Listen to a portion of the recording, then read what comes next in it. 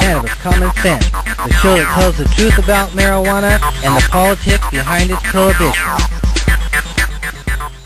Hello and welcome to another exciting edition of Cannabis Common Sense. Our show is a production of our nonprofit organization, THCF, or the Hemp and Cannabis Foundation, and our affiliated political committee, Campaign for the Restoration and Regulation of Hemp, or CRRH. We have a great show for you tonight. Mr. Tim Pate and Mr. John Cornett are here to provide musical accompaniment. How are you guys doing this evening? We are doing just fine, Paul. How are you tonight? Very well. I had a long day, started it in Detroit 3 hours earlier and flew out of there at about 5 a.m. our time, but we'll talk more about that a little bit later. Those are fast wheels. Yeah. We had some momentous work we'll discuss. We will be taking your phone calls. We have an excerpt from the new National Geographic Explorer special called Marijuana Nation. So stay tuned for an exciting show after we buy a few crucial seconds with our infamous dancing cannabis leaves. Here they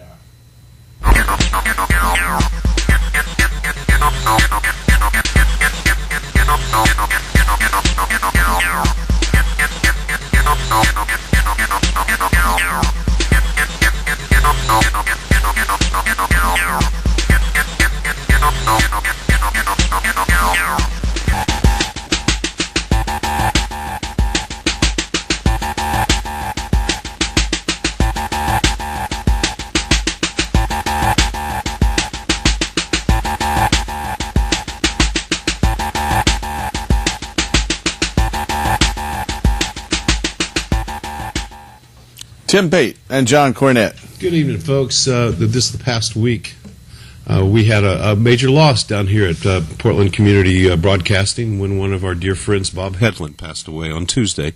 And anyone who's ever spent any time down here in this television community will understand who he is and how important he was to everyone here. And so we would just like to dedicate this song to Bob. There's his picture right there. And so now you know who he is, or you get a face. And now you know who you miss, for sure, because we'll miss him very much.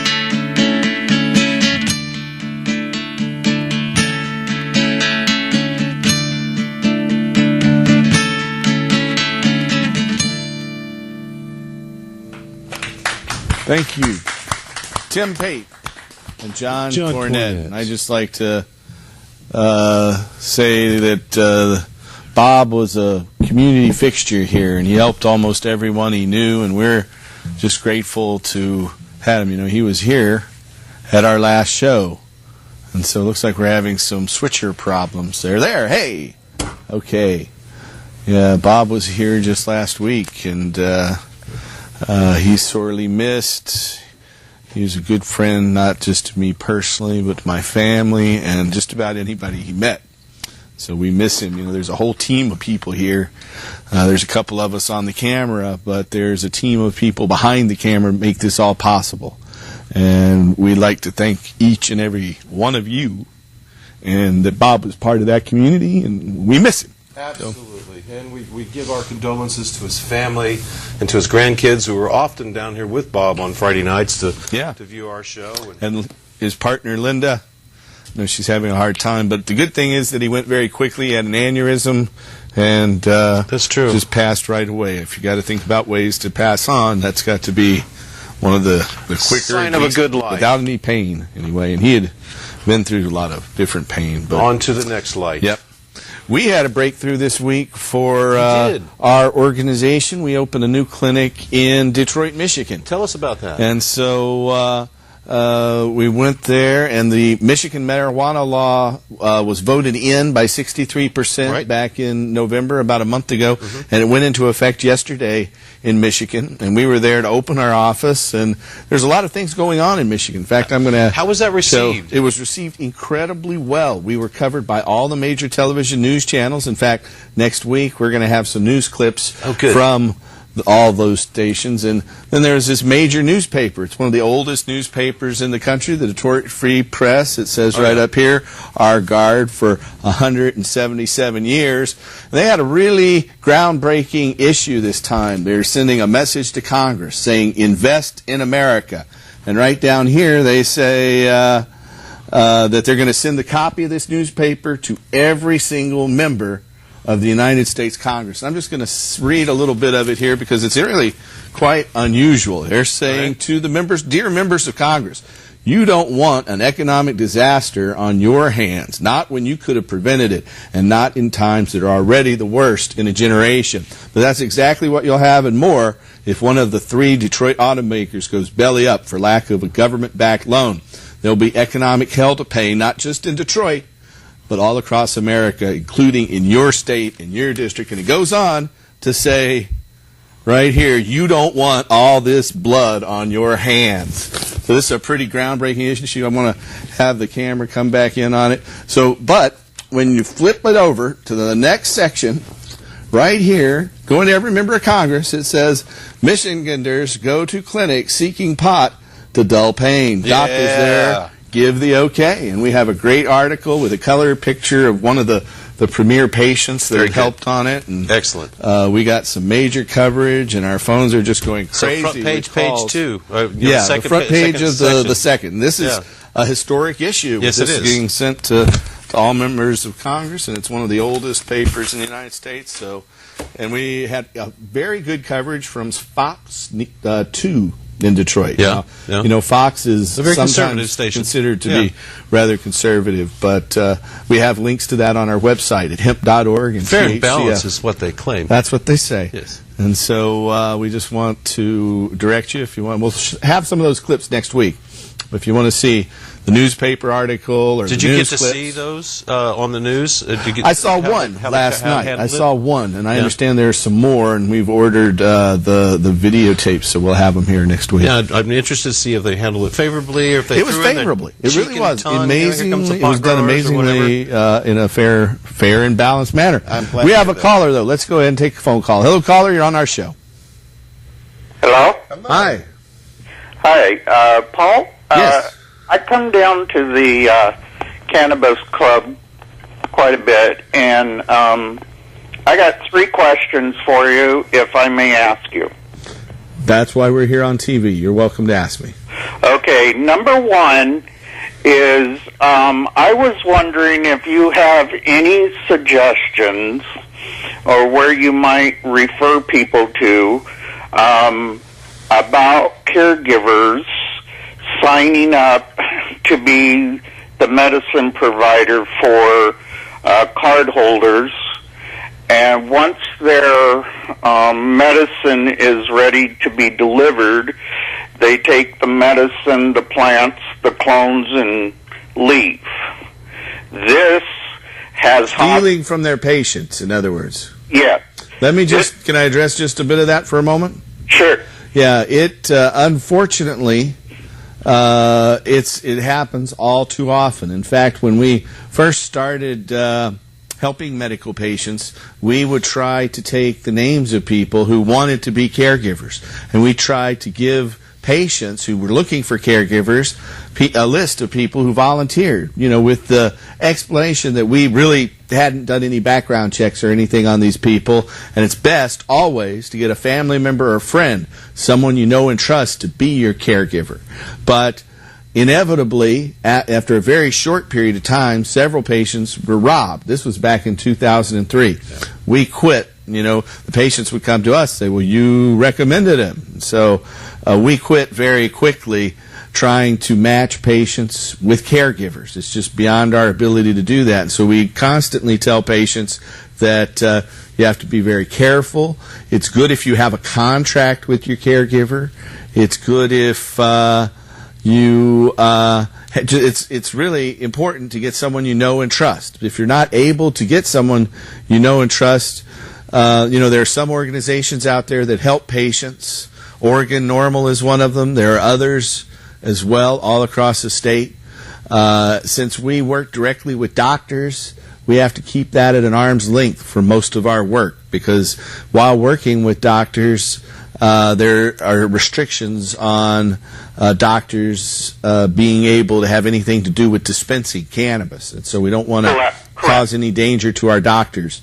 And we quit trying to match up caregivers to patients because of situations just like that. But what I can say about it is, if a patient is robbed, a caregiver is robbing a sick or dying patient, that's kind of one of the most unethical things they could possibly do. There's a lot of different things you can do in this world to earn a living, and stealing from people is wrong. And to steal from a person who's sick and dying, in pain, vomiting, whatever the case may be, is evil. And so all we can do is try to impress on people their moral responsibility, and if they're going to go into these situations, realize that the caregiver is breaking the law at that point. They're not allowed to use it. They're not allowed to divert it. So without direct permission from all the marijuana actually belongs to the patients. Right. In my case, I grow for patients. I don't grow the full number of plants I could technically grow, but I'm able to produce more from larger plants. Okay. And so, well, I have come into the office, and your people one time talked to you on my behalf, and you said you were willing to help out, but there was supposed to be somebody making a big donation, and that didn't come through for some reason or something. So most of our donations are given through Oregon Normal and through that operation. I don't know who might have done that in our office. We're actually not supposed to do anything like that. But I know that we try to. For instance, I give donations to Oregon Normal, and we have people go to their meetings, which are generally on the second and fourth Saturday of each month, even though this month they have the Oregon Medical Cannabis Awards on the 13th, and so they won't have that meeting that day. Right. Well, but I don't know, we typically tell people to go to those meetings for those types of donations. Right. Well, I have Crohn's disease, and then I also have diabetes real bad where I can't walk. But the normal program is one of the programs I was referred to, and they were able to help me out on a one-time basis, which I was very thankful for.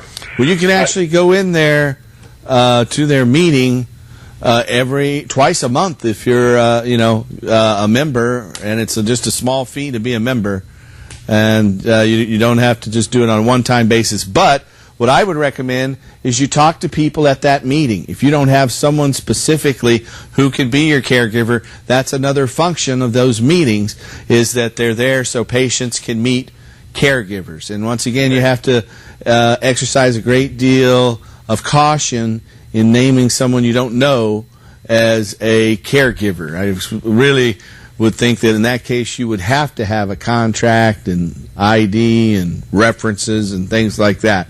Okay. But once again, it's a one-on-one relationship between the patient and the caregiver, and there's about a million different ways that can work, and Okay.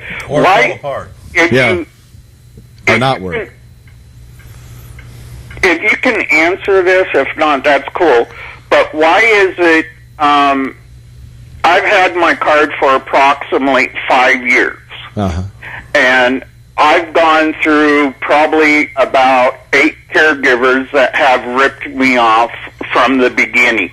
That's just terrible. And the state keeps sending me letters that, let's just put it this way, they're beginning to question my credibility as far as going through so many caregivers.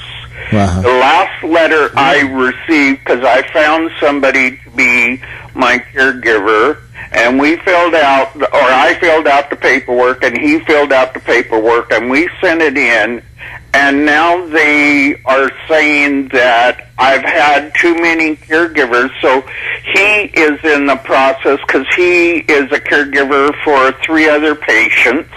Well, that could be it. Let me just say, it could be that it's not, a patient, one of the things that's limited me is I had traditionally had up to 35 patients that I'd taken care of as a caregiver, and our foundation set up the garden and gave the cannabis away to our patients.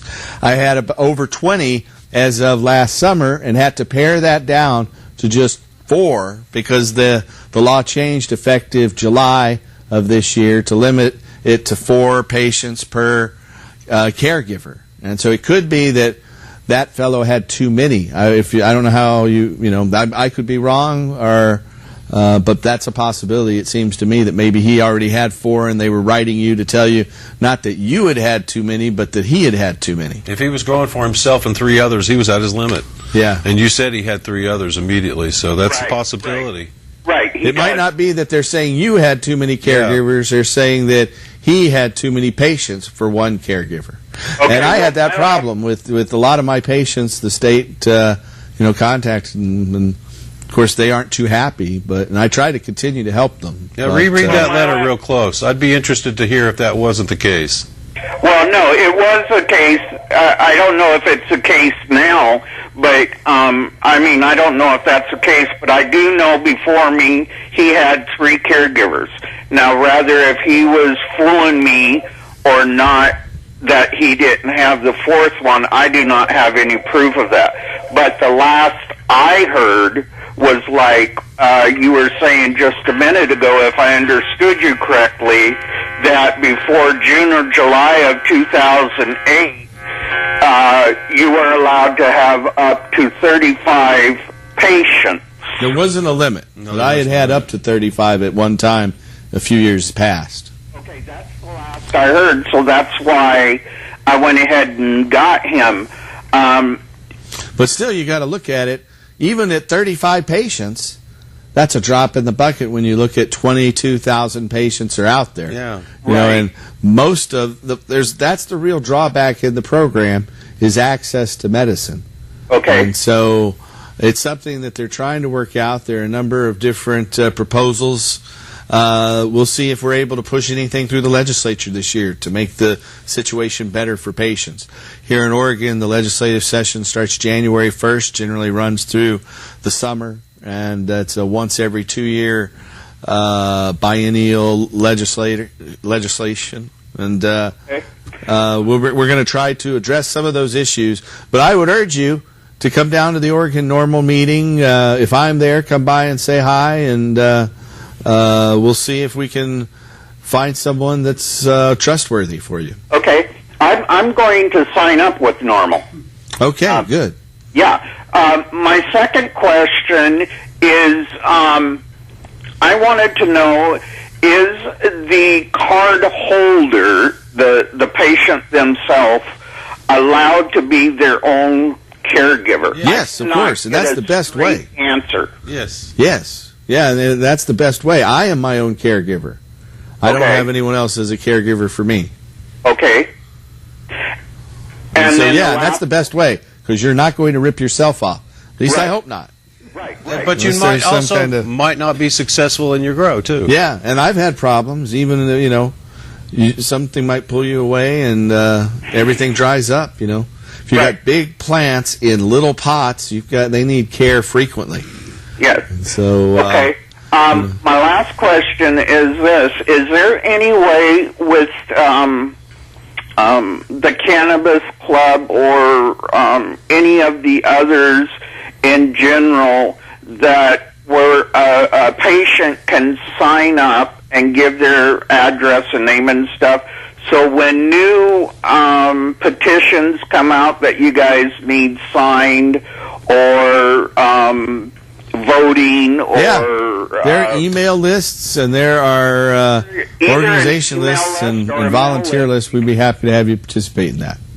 Generally at the Oregon Normal meetings, we write letters to our legislators concerning the various things. I know there was one last year, and we'll talk more about that in just a minute. One of the most active groups I've ever been involved with, period. Yeah. As far as writing letters or making contact with their legal representatives, I think it's really a group that is conscious of that need and follows through with that need on a regular basis. I'm pleased to be a part of that. So yeah, if you feel like that is something you want to do, Oregon Normal is definitely a group that you want to be involved with. I want to thank you for all your questions. I understand your problem, and I see it all too often. And I would just say be doubly careful the next time you name someone as your caregiver, and that's the bottom line. Okay, I would just like to say I would like everybody to take into consideration to see if we can't pass some kind of protection for the patients. Yeah, I agree. Okay. Thank you very much, and I wish you guys all the best of luck. Thank you. All right, thank you. Bye.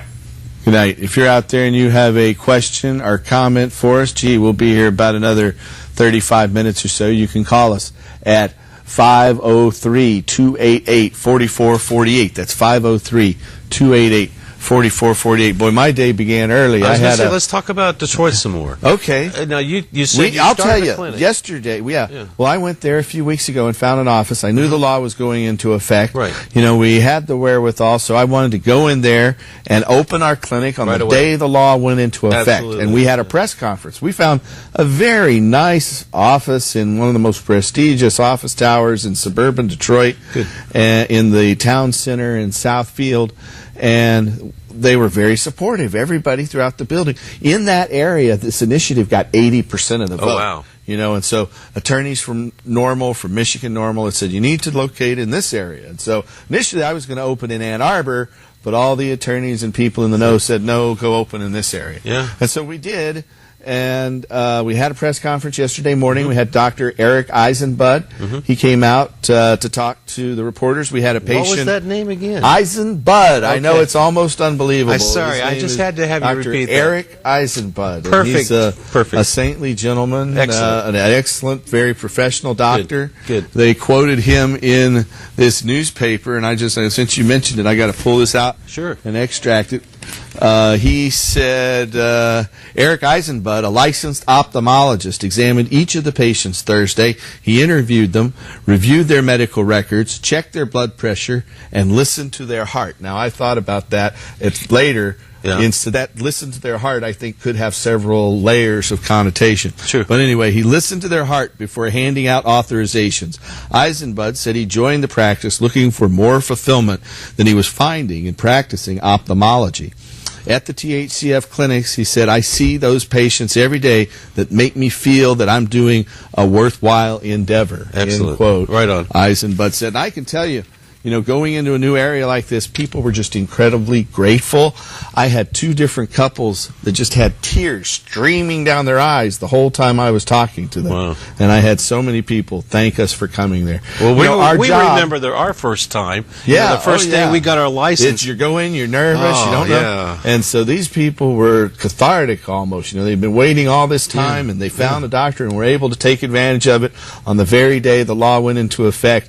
And it's just so fulfilling to be able to go in there and help people like that. Now, they're using really an Oregon model, aren't they? They are, and they I'm have really a glad to very hear that. advanced affirmative defense put in place that acts retroactively. One of the last patients we saw had grown 4 plants for his multiple sclerosis, and now the local prosecutor was threatening to seize the house that had belonged to his mother and father. His father was dead, his mother was still alive. They're going to seize the house. So the fact that he had this recommendation now meant the charges would be dropped, and if the charges were dropped, they had to drop the forfeiture against the property, his parents' home. Yeah, and so it was just amazing to see the kind of difference that we could make.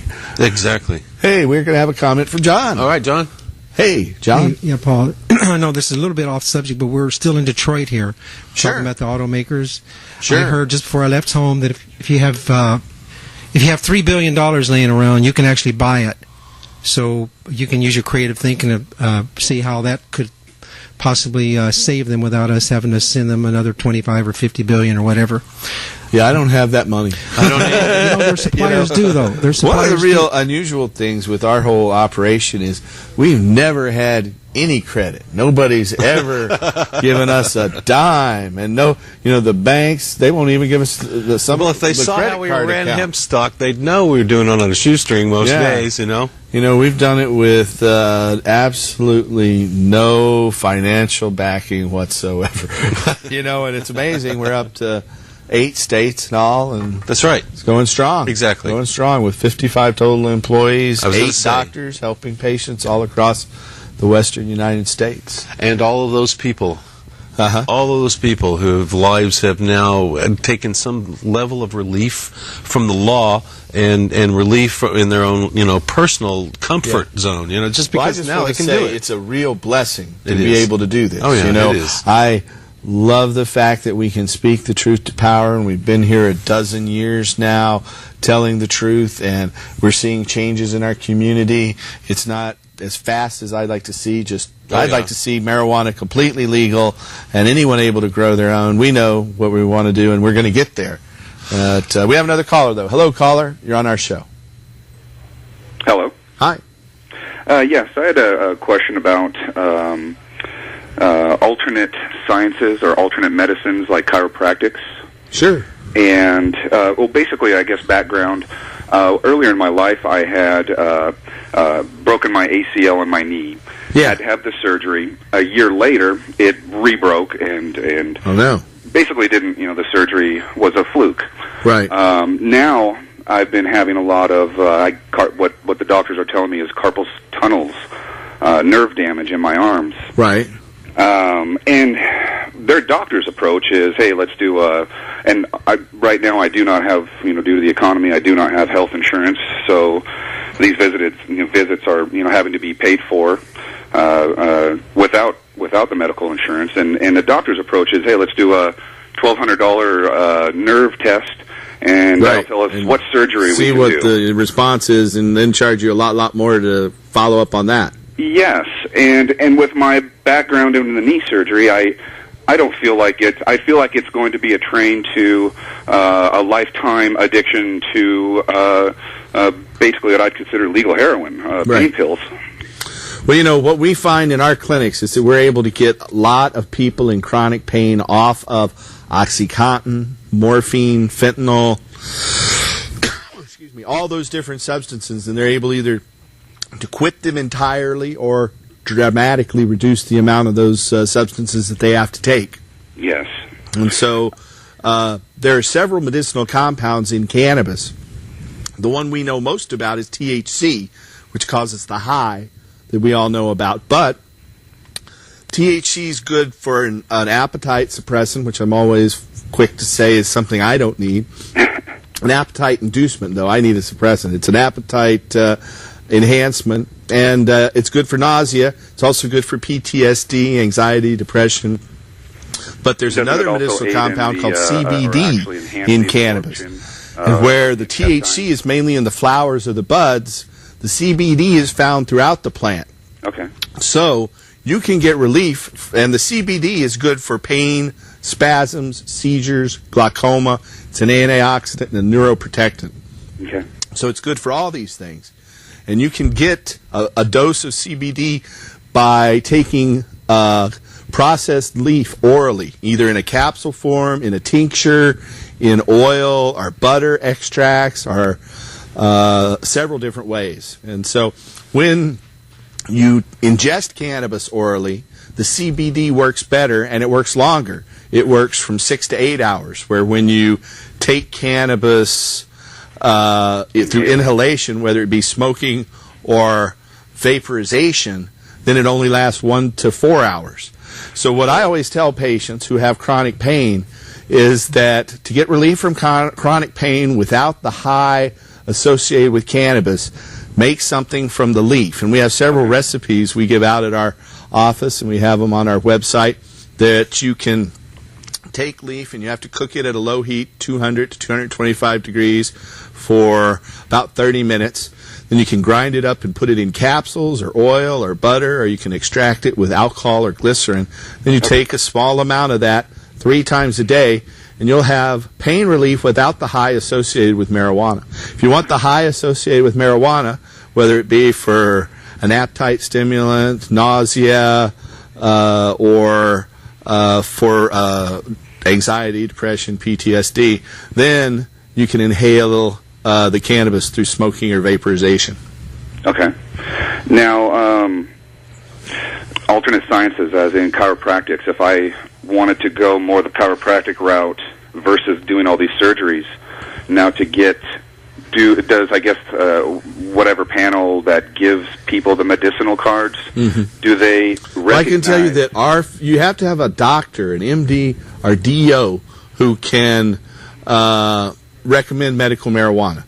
And the doctors who specialize in it, traditionally, they need to make certain you're already in the care of another physician or DO. Right. So that means that you need to have at least a regular, ongoing relationship with another doctor to take advantage, thank you, of the specialist's ability to recommend cannabis.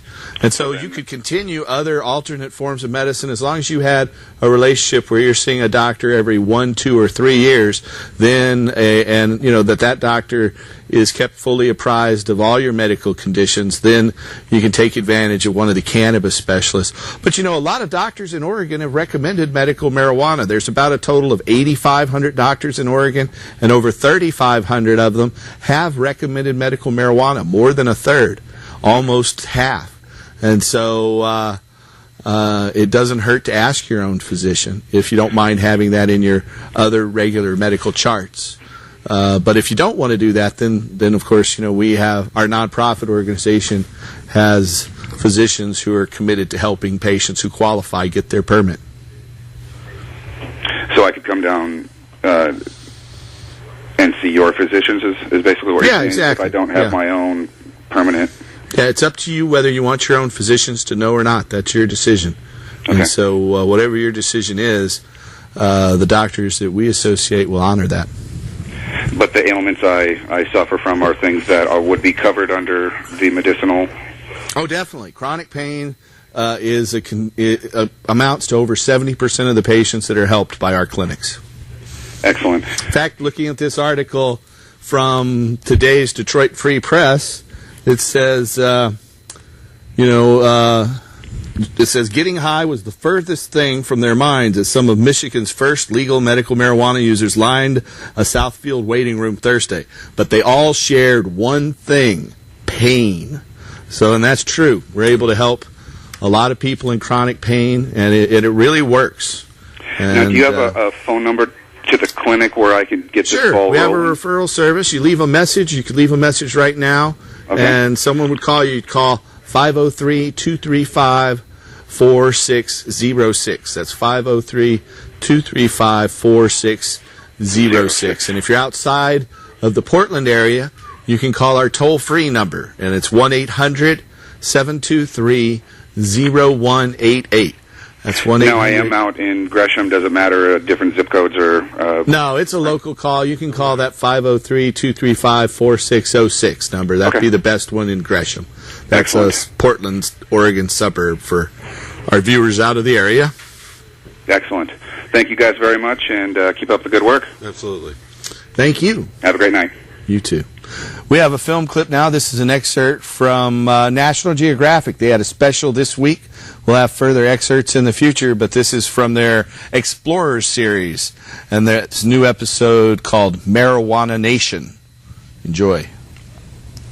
Marijuana, the devil's harvest, the assassin of youth. Good kids quickly go bad. This was the portrayal of pot for nearly a century. Long touted as the smoke of hell responsible for violent and psychotic behavior, many researchers believe it to be relatively benign, yet it remains illicit and demonized in much of the world. Today, marijuana has never been more valuable or potent. Law enforcement fights it. Cannabis clubs flourish, and obsessed agriculturalists are perfecting its botany. Breathe deep. This is not your father's marijuana.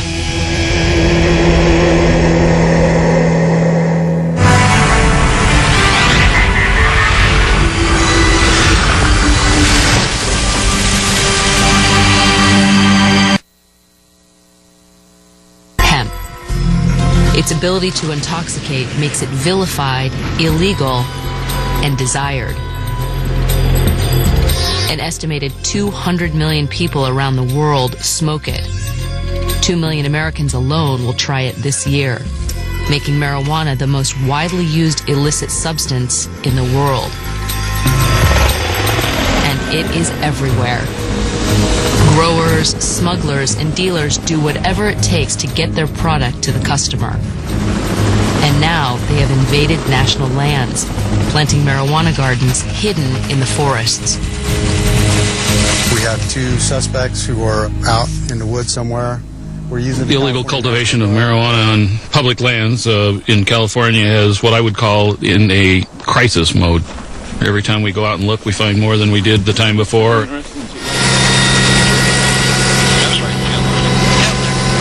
It is the most dangerous thing that we Forest Service law enforcement engage in. Armed men are holed up, protecting illegal crops. Because of that, entering some state and national parks can be dangerous for law enforcement and civilians alike. We're on a joint operation between U.S. Forest Service and several other law enforcement agencies. The mission is to identify, then raid an illegal marijuana garden. An action that happened over 700 times in the last 2 years in California alone. The top of this ridge line over here, we'll go over the top and then we're on 10 o'clock. 10 o'clock, okay. He says, look straight down in the trees right down here. See the brown surface? Yeah. Okay, that's the garden. See the dead tree and all the sprouts? Yep, I see it exactly. See the water rings down below us? Yep, I see it. That's the other garden. Oh, yeah. We don't want to spend a lot of time here, No, we want to bug out of here. Okay, right there. See the shadow? Shadow now. All right, we're out of here. The team must now plan an approach to the garden. It is a 3-hour covert hike over rugged terrain.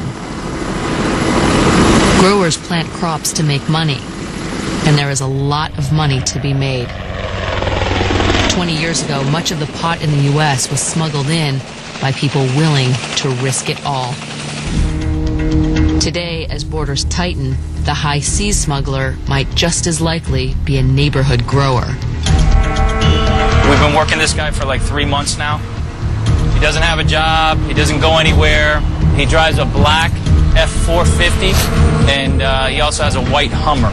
Obviously, the guy's been identified as a grower. Here in Florida, the U.S. Drug Enforcement Agency has busted over 750 homes in the past 9 months. Suburban homes converted into greenhouses, indoor growing operations known as grow-ops. It's a record year. In the last 3, 4, 5 years, we've seen a great phenomenon of indoor marijuana grows, and that's all around the country. And unfortunately, it has grown quite a bit in the state of Florida to the point where we've actually become the top indoor producer of marijuana in the United States.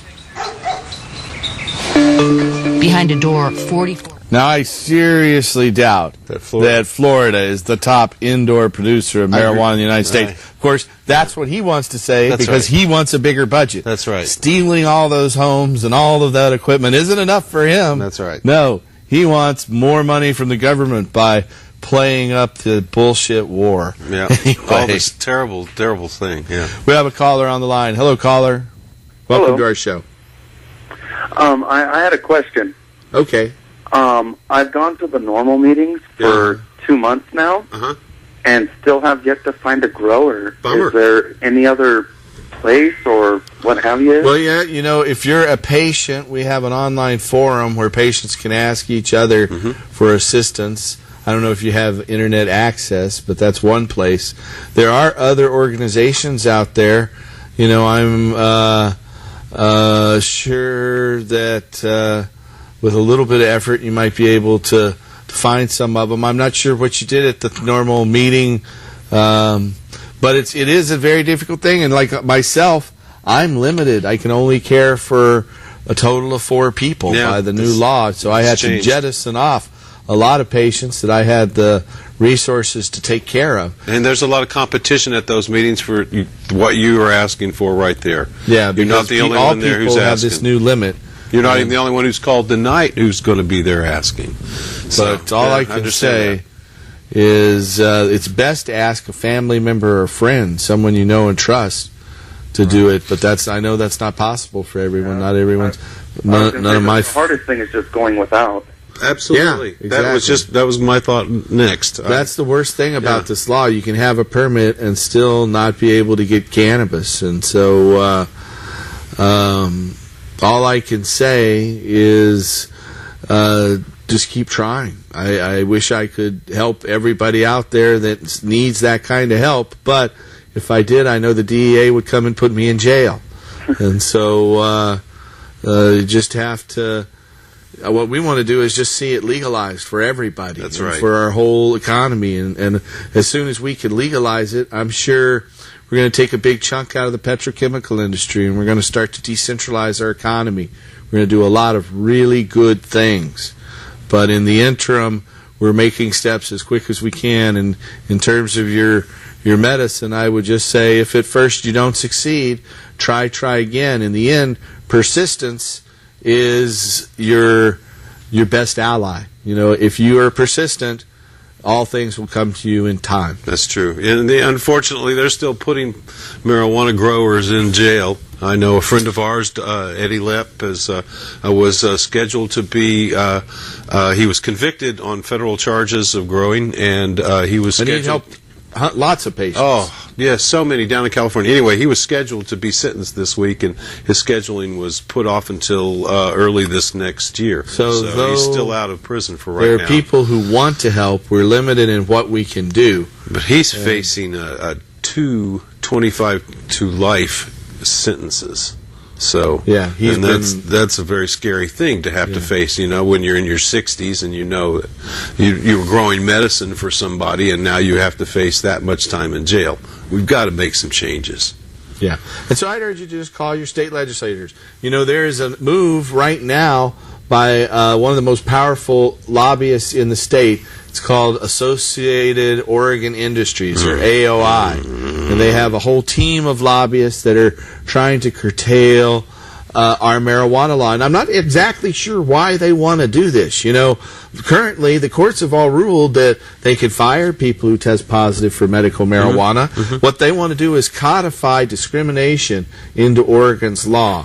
And, you know, he's on a moral crusade. He's on a moral crusade. I mean, that was his own statement. His own statement in the Albany Herald was, he's on a moral crusade. He feels like the state is permissive, his word, and this permissiveness should not continue.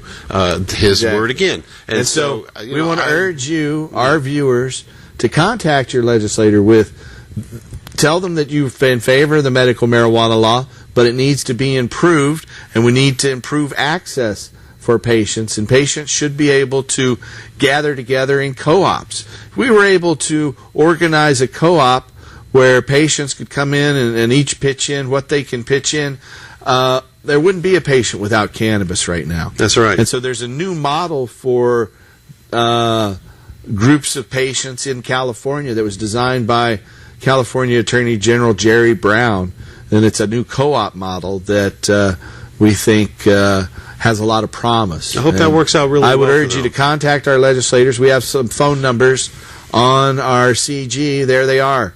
Contact your representatives if you're an Oregonian, in the state capitol. You can call from inside Oregon at 1-800-332-2313. That's 1-800-332-2313. If you're watching this show there in Salem, you can call locally at 503-986-1187. And we do show in Salem, by the way. That's 503-986-1187. I wanted to bring something to people's attention. Please. Hello? Yes, go ahead. We're here. I wanted to bring something to people's attention with all of the job losses and whatnot. A lot of staffing agencies are not helping patients. Right. And so that makes it a lot difficult for people, too, to be able to have the medicine they need and yet still survive in the society that's going on now. Exactly. And what the Associated Oregon Industries, AOI, wants to do is to codify it into law that you can't have a job if you use medical marijuana. And you can't use medical marijuana until you tried Marinol first. Yeah. Which is also what they want. A very expensive drug that doesn't work. And like we were saying, it's not the THC in Marinol that takes care of pain, spasms, seizures, glaucoma, and neurodegenerative diseases, and cancer. It's the CBD in cannabis that's the primary protective agent and medicinal agent. And so, they want to prescribe a drug that doesn't help. It doesn't have the CBD. But I understand, once again, the drawbacks of the program, but it is worlds ahead of where we were several years ago when sick people were being put in jail, just like it had been in Michigan earlier this week before the law was implemented yesterday. All right, well, I thank you for your question. If you're out there and you have a question for us, you can call us at 503-288-4448. We got a little bit less than 10 minutes to go. And there's a website that talks about our efforts to stop the move to curtail Oregon's medical marijuana law. It's myspace.com/SaveOMMP. And we have a studio audience member and crew member who has a statement that he'd like to make regarding mites and insects and trying to eliminate them from our garden. How are you doing, Wolfie? I'm doing pretty well, Paul. Thank you.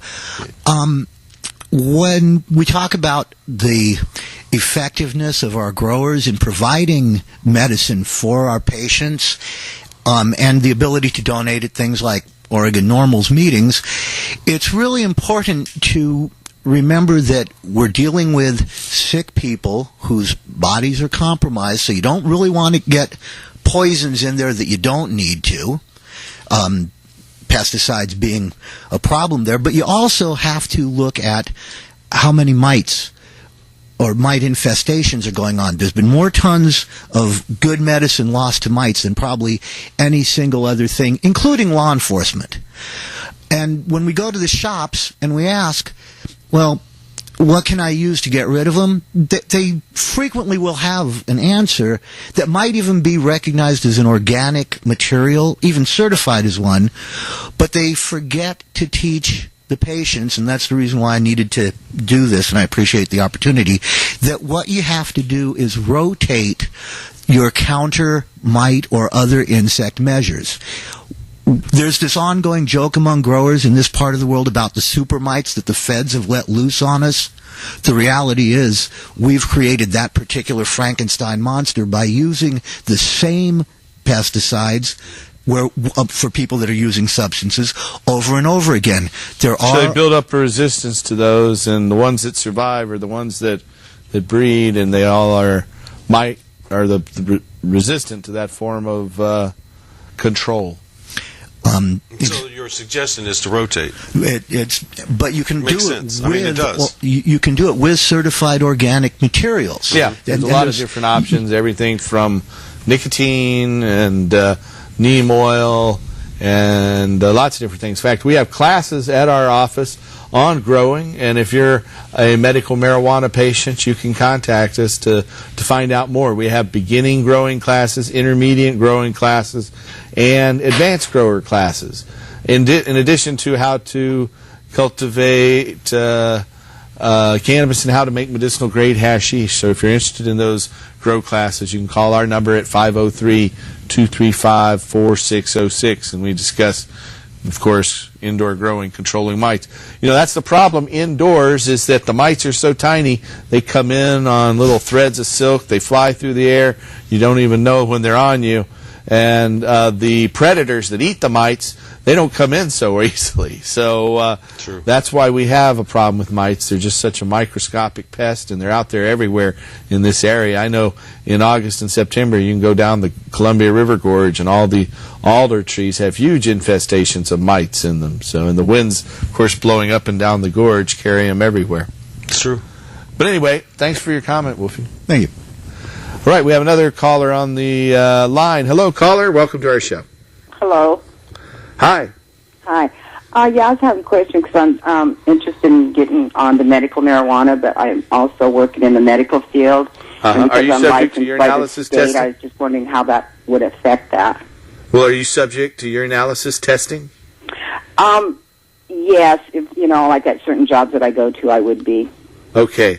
Well, it all depends on your employer. I would try to inquire at the drug testing facility, maybe not directly to the employer, how they view medical marijuana prior to going forward on that. So the next time you're called in to one of those tests, and in some cases it's at the employer's discretion whether to allow you to use medical marijuana or not. But you would have to actually declare that on your application or when you're applying.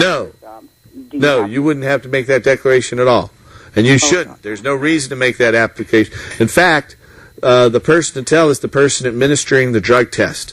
Your employer doesn't need to know anything about it, and to talk to the people administering the drug test, because they're the ones that decide whether you have a prescription for a substance that makes you test positive or not. If you have a prescription for a substance that causes you to test positive for opiates or heroin, then you can test positive for those things. And the same thing with the medical marijuana permit. Right now. Say that again? I'm actually on narco pain medication. I see. Because of my pain, I've been on it for like 4 years, and I do test positive for that. But I'm in a therapeutic range. I mean, I don't abuse it or anything, but and I do use it at work. But it's just. Well, you have to do that to control your pain, I bet. Yeah, I would recommend that you try cannabis orally. I don't know if you heard us talking about that earlier in the show. I just heard you talking about that. They have to do the Marinol first before they... No, not the Marinol. Not the Marinol. Marinol will not help your chronic pain. Well, that's what I know, because usually I dispense that before, and they get it for like the appetite or something. And we have recipes on how to take the leaf of marijuana and not get high from marijuana, but get another compound called CBD. It's THC in cannabis that causes the high, but it's another compound called CBD that controls pain, spasms, seizures, helps as a neuroprotectant agent, controls glaucoma, and you can get relief without getting the high associated with THC. And so I would recommend trying to eat something made from cannabis and see if that works for you, and if you're able to get off the narco, the other debilitating painkillers you're on, and if you are, then you might want to move forward with the program. Right. Well, I'm thinking about going down tomorrow because I'd already talked to the clinic, and they said they're open on Saturdays. Yeah. So I just kind of wanted to know ahead of time a little bit, and I watch your program, and I really appreciate it. All right. Well, all thank your info you have. Thank you muchly. I appreciate your support. Okay. Bye. Have a good night. I'm going to see you get Hammer 2 to close in on a couple of things here. We'll do a quick show and tell from a few items. That's we're about done this evening. But here we have a nifty topical agent. It's a big patch that is salicylic acid and cannabis indica from Johnson & Johnson, your baby shampoo and baby oil company. So this is a cannabis and aspirin topical patch that you'd use for cuts, contusions, psoriasis, any skin condition. And Johnson & Johnson was selling this. Here's another medicine from Sharp & Dome. This is a cannabis tincture. This is a pint bottle. Pretty nifty. This is something from Specific Medicines, and they call it's cannabis, but it's American hemp. And so there's American hemp. Here we have another cannabis extract. It's Cannabis Americana from the Mulford Company in Philadelphia. Right next door we have one of these older medicines. It's Father Dialysis cough medicine. Once again, contains cannabis. Here's a hypnosedative sedative that was cannabis-based. And that's an antique bottle. And then here's another one from Sharp & Dome, specifically for migraines. And cannabis works very well for migraines. We have thousands of migraine patients. Then next door we have a couple different types of hemp seed. There's hemp flour, and there are hemp seeds and a hemp oil, which is very nutritious. And finally, at the very end, hemp milk. Hemp milk. So I want to thank you all for watching. We're at the end of another exciting hour of television. We'll be back next week with some film clips from our Detroit opening. Thanks for watching, and tune in next week. We're going to go out on the music of Tim Pate and John Cornette. Tune in and help us restore hemp. Good night.